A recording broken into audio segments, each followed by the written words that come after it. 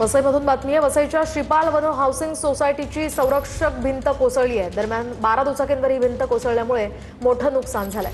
आपण ही दृश्य पाहताय। या ठिकाणी भिंत कोसळल्यामुळे या सगळ्या दुचाकी इथे भिंतीखाली दबल्या गेलेल्या आहेत। या सगळ्या 12 दुचाकींचं मोठं नुकसान झालेलं आहे। अधिकची माहिती जाणून घेऊयात आमचे प्रतिनिधी विजय गायकवाड यांच्याकडून। विजय, काय अधिकचे अपडेट्स?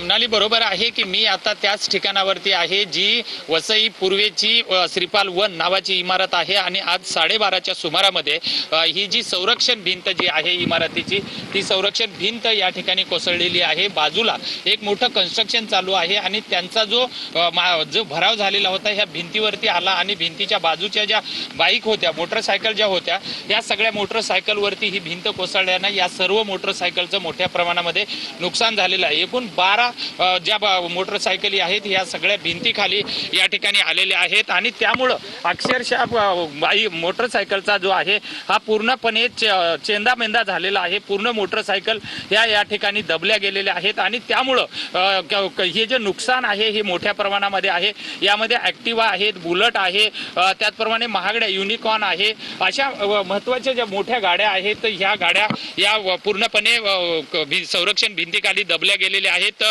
या ठिकाणी जी घटना घडलेली आहे, नेमकी ही घटना कशी घडली त्याची इथल्या रहिवाशांकडून आपण जाणून घेणार आहोत।